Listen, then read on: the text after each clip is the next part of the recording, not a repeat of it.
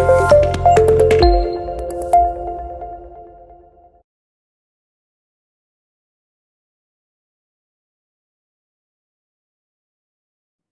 Analysis of financial statement का पहला chapter.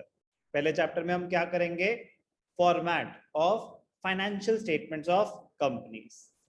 बेटा बड़ा ही झटका लगने वाला है जब ये देखोगे कि कंपनीज की फाइनेंशियल स्टेटमेंट बिल्कुल ही अलग है।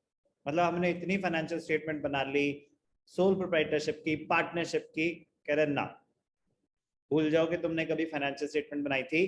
कंपनीज एक्ट का अपना ही फॉर्मेट है फाइनेंशियल स्टेटमेंट्स का। तो कंपनीज एक्ट में प्रिस्क्राइब्ड है format of the financial statements. पहले हम बैलेंस शीट की बात करेंगे, फिर statement of profit and loss. Balance sheet मजा आएगा, ध्यान से देखना। बहुत सारे आइटम्स आप नए सुनोगे, ऐसा लगेगा कि पहली बार हम अकाउंट्स पढ़ रहे हैं। यस, कंपनी अकाउंट्स हम पहली बार ही पढ़ रहे हैं। अभी तक हम जितनी भी अकाउंटिंग कर रहे थे वो सोल प्रोप्राइटरशिप या पार्टनरशिप के पॉइंट ऑफ व्यू से कर रहे थे। कंपनीज के कुछ स्पेसिफिक ट्रांजैक्शंस होती हैं, बहुत सारी नई टर्म्स आएंगी, तो मेन फोकस होना चाहिए अंडरस्टैंडिंग पे। फॉर्मेट तो याद हो ही जाएगा, फॉर्मेट तो एक दिन में कर सकते हो आप। फॉर्मेट याद नहीं करना, समझना है। चलो ध्यान से देखेंगे। फॉर्मेट ऑफ बैलेंस शीट कहां पे प्रिस्क्राइब्ड है? Part 1 of schedule 3 of companies act 2013। तो क्या कोई नई एक्ट आई है 2013 में, या कोई पुरानी एक्ट अमेंड हुई है? या अमेंड हुई है। पुरानी एक्ट अमेंड हुई है। पहले जो कंपनीज एक्ट थी, किसी को याद है क्या ईयर था पहले?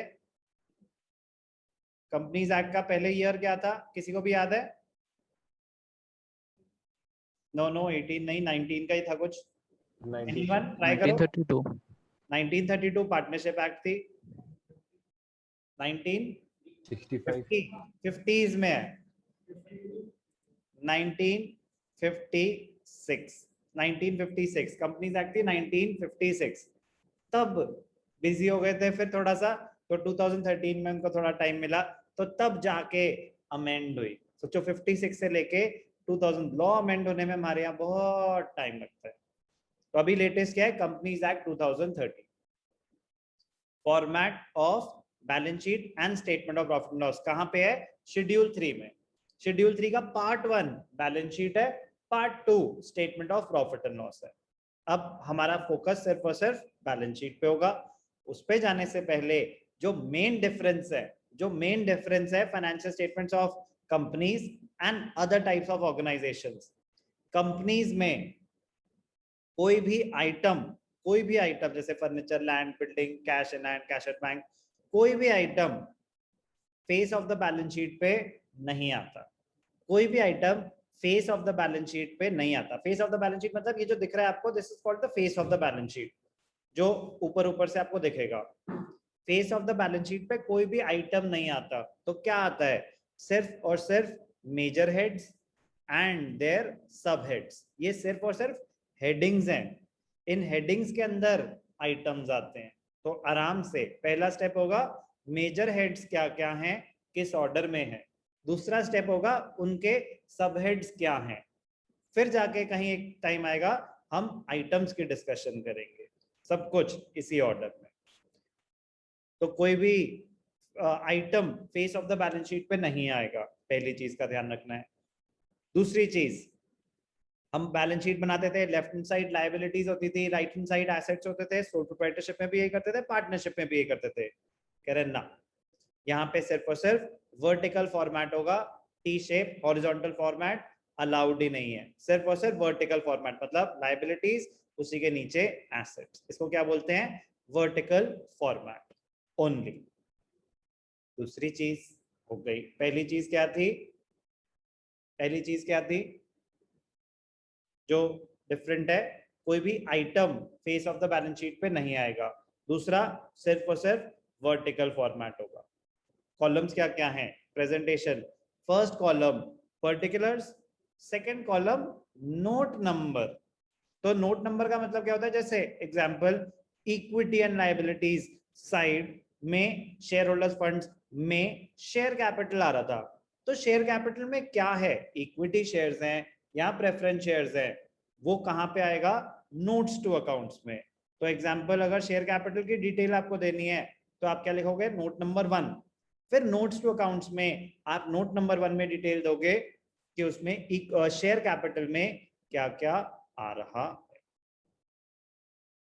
तो पहला कॉलम पर्टिकुलर्स, दूसरा कॉलम नोट नंबर, और बड़ी इंटरेस्टिंग चीज, दो अमाउंट्स के कॉलम बनते हैं, एक करंट ईयर फिगर्स और एक प्रीवियस ईयर फिगर्स। तो इसको बोलते हैं कंपैरेटिव फॉर्मेट। कंपनीज के लिए मैंडेटरी है इस फॉर्मेट में बैलेंस फाइनेंशियल स्टेटमेंट्स बनाना। कंपैरेटिव फॉर्मेट बोलते हैं इसको। पहले आते हैं करंट ईयर फिगर्स, फिर आते हैं प्रीवियस ईयर फिगर्स, ताकि आपको ऊपर ऊपर से दिख जाए शेयर कैपिटल बढ़ी या कम हुई, कंपनी के लोन्स बढ़े या कम हुए, एसेट्स बढ़े या कम हुए। तो इसको बोलते हैं कंपैरेटिव फॉर्मेट। तो ये तो हो गया फॉर्मेट, कॉलम्स के हेडिंग। जब आप क्वेश्चन सॉल्व कर रहे हो, आपको एक ही साल की वैल्यू अगर दे रखी है तो सेकंड कॉलम आप बनाओगे, ब्लैंक छोड़ दोगे उसको।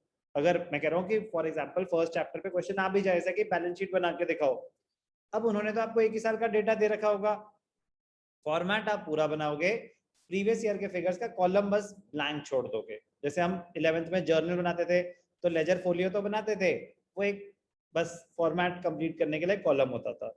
लेजर में जर्नल फोलियो बस एक फॉर्मेट का पार्ट होता था। ऐसे ही प्रीवियस ईयर फिगर्स, जब आप सिर्फ बैलेंस शीट बना रहे हो या कोई भी फाइनेंशियल स्टेटमेंट बना रहे हो, वो एक फॉर्मेट का पार्ट होगा। यस, वो दिखाएंगे। तो फॉर्मेट क्या है, particulars, note number, current year figures, previous year figures. कहाँ पे मेंशन्ड है इसका format, schedule 3 of companies act. Part 1 में बैलेंस शीट, पार्ट 2 में statement of profit and loss. अभी तक किसी को कोई भी डाउट? No sir. अब ध्यान से देखना बेटा, एक एक करके कंपोनेंट पे आते हैं। तो दो पार्ट्स में डिवाइडेड है balance sheet, liabilities and assets. Liabilities को कंपनीज के केस में क्या बोलते हैं, इक्विटी एंड लायबिलिटीज। क्या बोलते हैं, इक्विटी एंड लायबिलिटीज। तो चलो मैं आपको ब्रेक करके दिखाता हूं इसके कंपोनेंट्स। क्या डिस्कस कर रहे हैं हम, इक्विटी एंड लायबिलिटीज। आराम से अंडरस्टैंड करके आगे बढ़ेंगे, भागने का नहीं। बहुत बहुत बहुत ज्यादा इंपॉर्टेंट पार्ट है ये, understanding the format of balance sheet and statement of profit loss.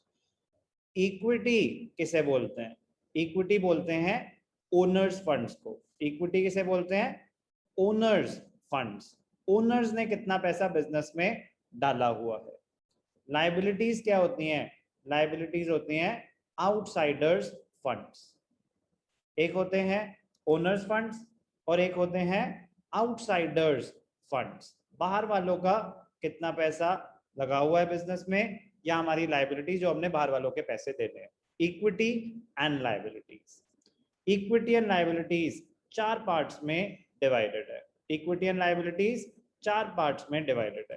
पहला पार्ट क्या है, share holders funds. Share holders funds. दूसरा पार्ट क्या है, दूसरा पार्ट है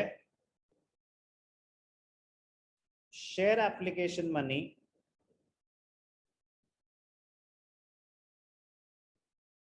pending allotment. Share application money pending allotment. Third part क्या है, थर्ड पार्ट है non current liabilities.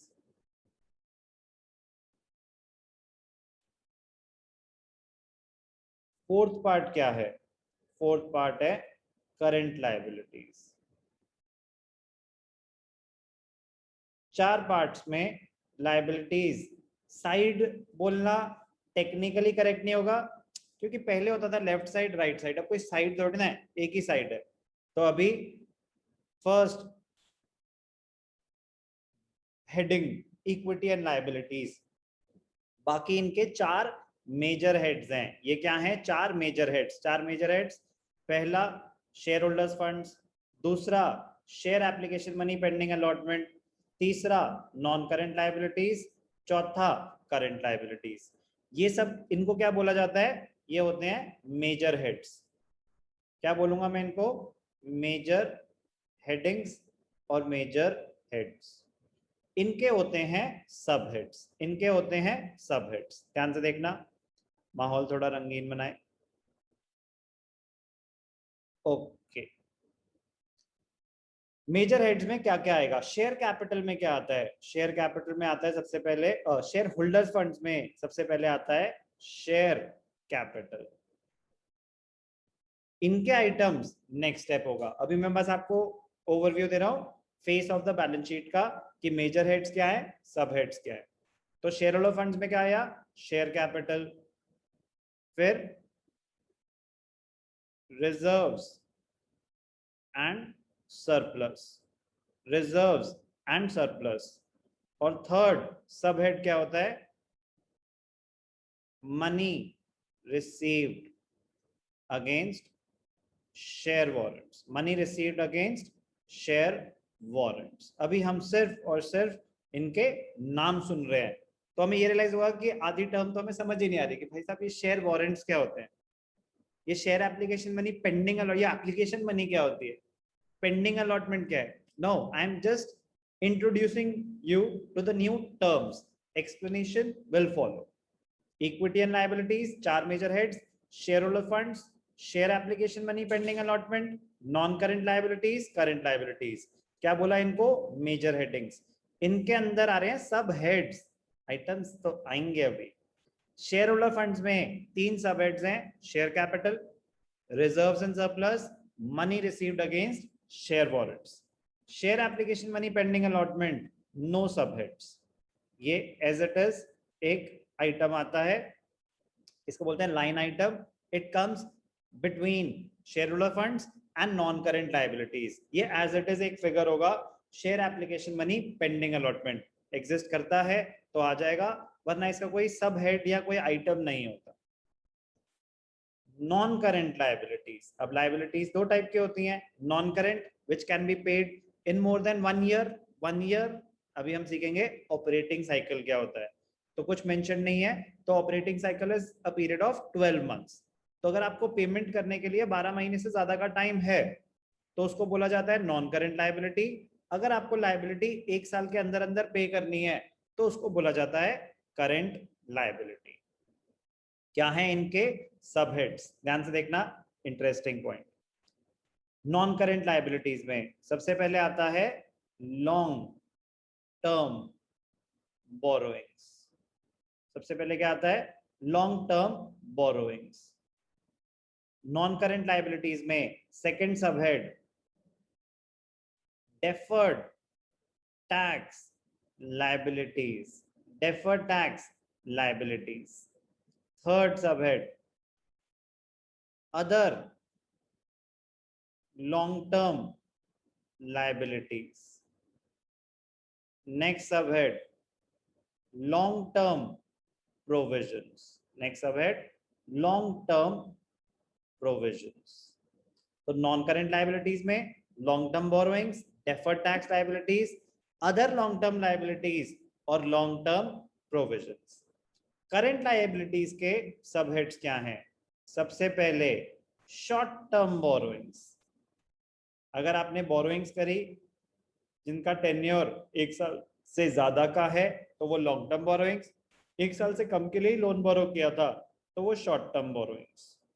Second part आता है trade payables. Trade payables, creditors and bills payable are collectively termed as trade payables, although items will follow. अभी तो हम सिर्फ सब हेड्स के नाम सुन रहे हैं।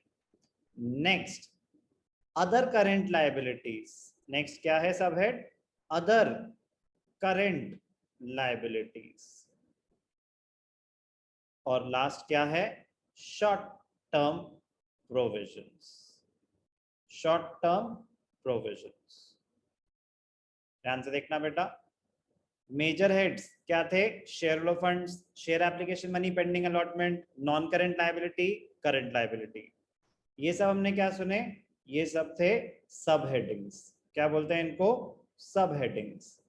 सब हेडिंग्स में क्या क्या आया? सब हेडिंग्स में शेयर होल्डर फंड्स में 3 सब हेड्स होते हैं, share capital, reserves and surplus, money received against share warrants. Next major head share application money pending allotment, इसके कोई सब हेड्स नहीं होते। नेक्स्ट, याद करने में हेल्प होगी अगर ढंग से प्रेजेंटेशन समझेंगे।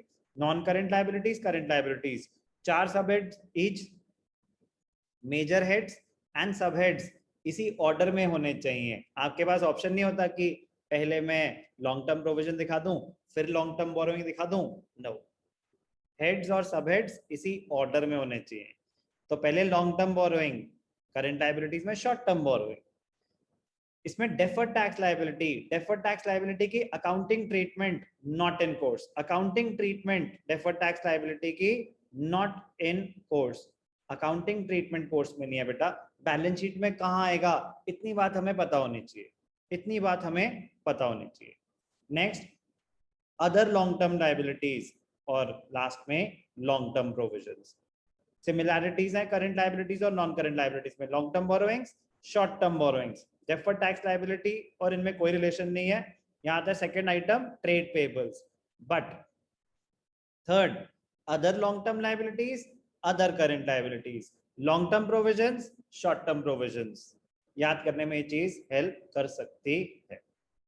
तो ध्यान से देखना बैलेंस शीट में कैसे आ रहा होगा इक्विटी एंड लायबिलिटीज।